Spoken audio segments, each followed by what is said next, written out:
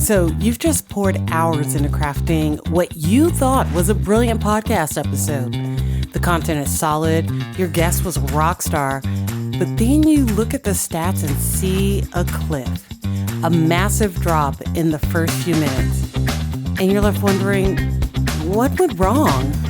Well, we're going to pull back the curtain on the 3 most common production mistakes that are killing your listener retention.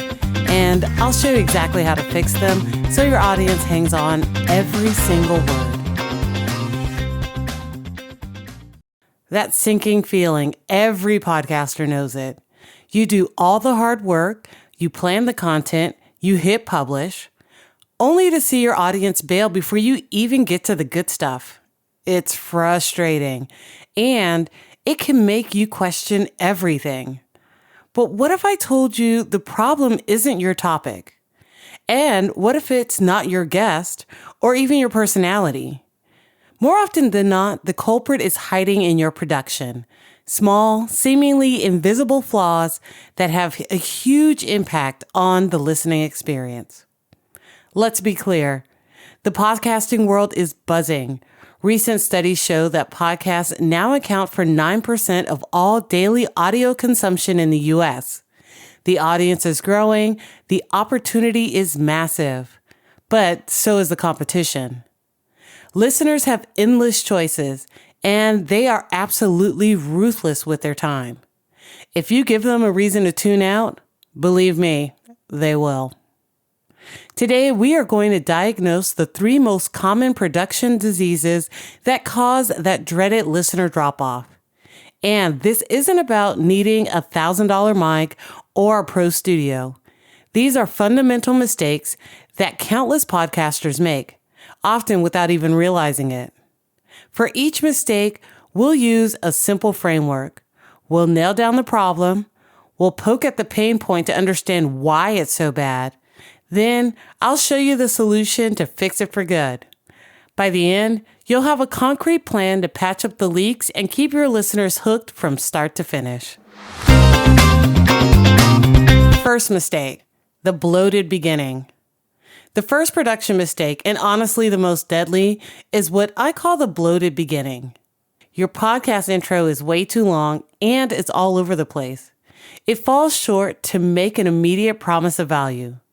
This is that 2 to 5 minute ramble a lot of podcasters fall into, filled with off-topic banter, personal life updates, a long musical intro, and a painfully slow setup. You think you're warming up the audience, but you're actually boring them to tears. It's one of the most common complaints you'll see from podcast fans, shows that have endless friendly chatter before the real content even starts. This is the podcasting version of inviting someone to dinner and making them wait on the porch for 20 minutes before you open the door. You're immediately telling the listener that you don't respect their time.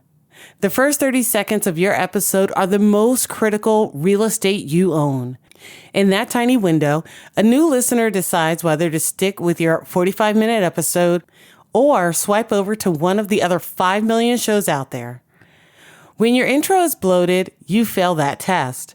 The listener came for something specific. They clicked on the episode titled 5 Ways to Improve Your Sleep, but instead of sleep tips, they're getting a weird dream you had last night, the traffic you sat in, or an inside joke with your co-host. Every second they listen to something that isn't what was promised, their finger itches closer to the skip button. A weak intro trains your audience that your show takes forever to get to the point, so they have less patience later on if the energy ever dips.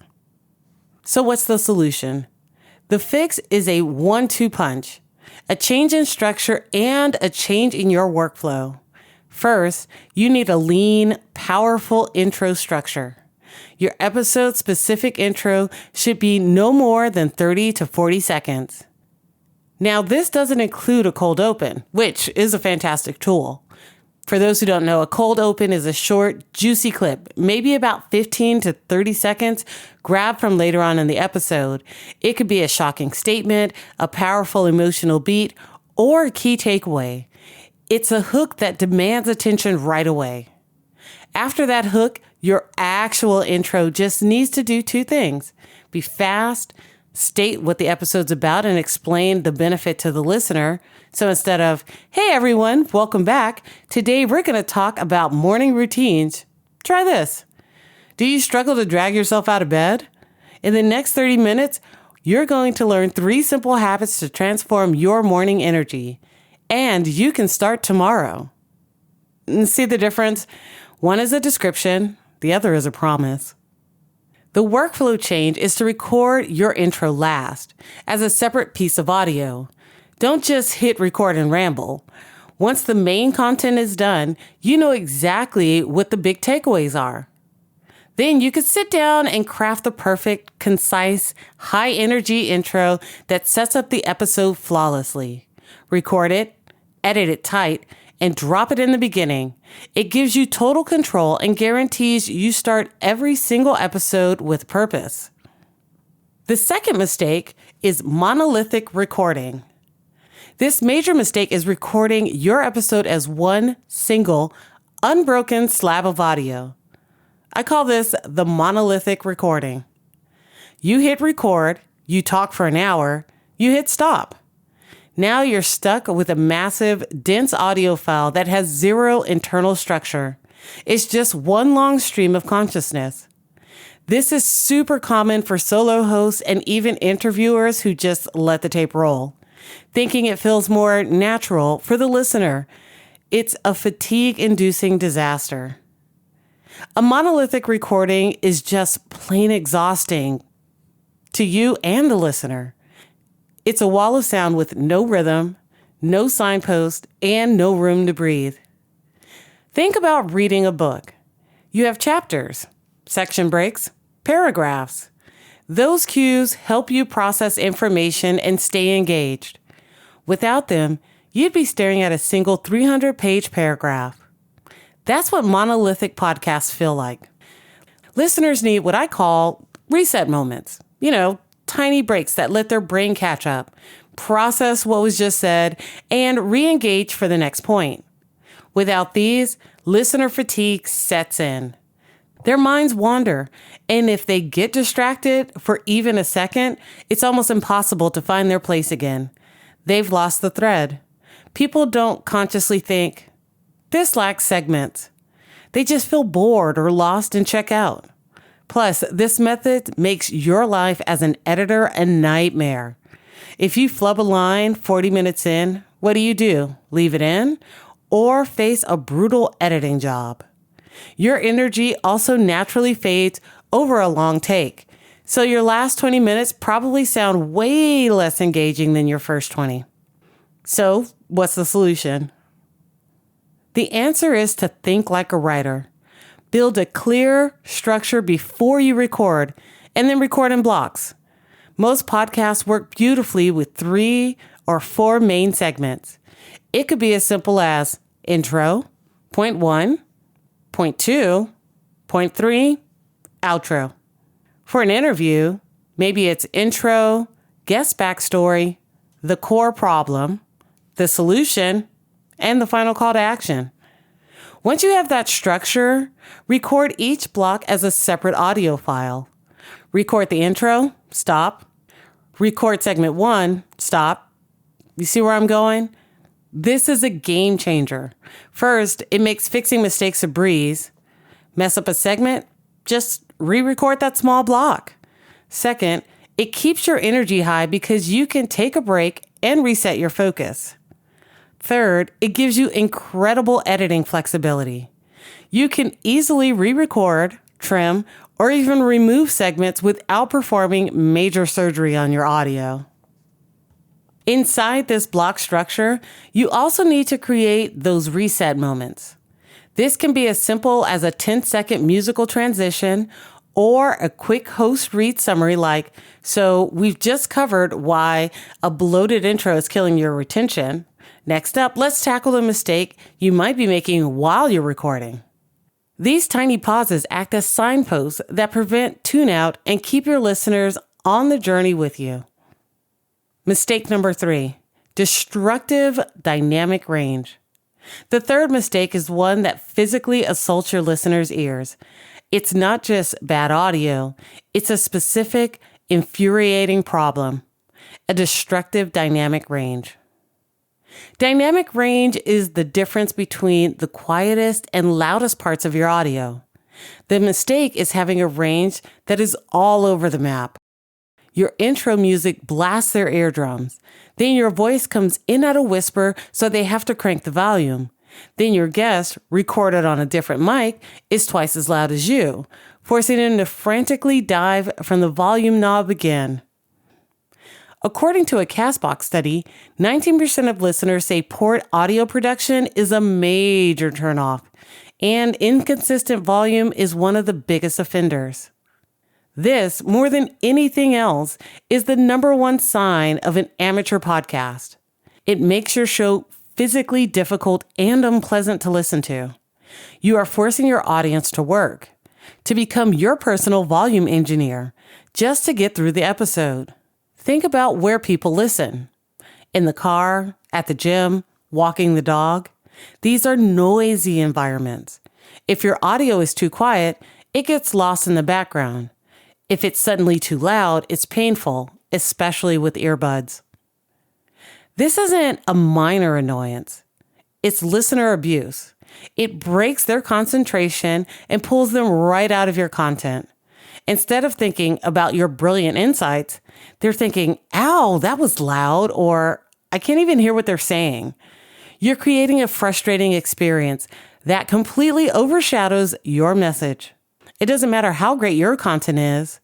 If it's a chore to listen to, people will give up and find a show that sounds professional and consistent every time. So what's the solution? Well, it's all in post-production. It's in centers and one crucial concept, loudness normalization. Your goal is to get your final episode to a consistent perceived loudness. The industry recommendation, largely driven by platforms like Apple, is to target an integrated loudness of -16 LUFS. LUFS, or loudness unit full scale, is a modern measurement of perceived loudness that's designed to match how we actually hear. Hitting this target is the key to sounding professional. You can get there with two main controls in your audio editor, a compressor and a limiter. First, the compressor. In simple terms, a compressor evens things out by reducing the dynamic range. It automatically turns down the parts that are too loud and turns up the parts that are too quiet. This is how you fix the volume difference between you and your guest, or between your own excited shouts and thoughtful whispers. Second, after the compressor, use a limiter. A limiter is basically a hard ceiling. Its job is to stop any sound from going past a certain level.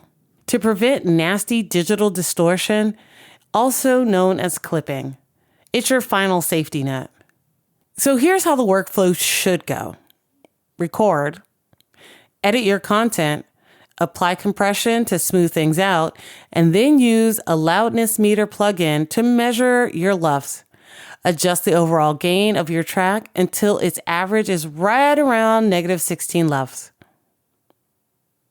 I keep saying LUFS, but it's LUFS. With a limiter at the very end of your effects chain to catch any rogue peaks.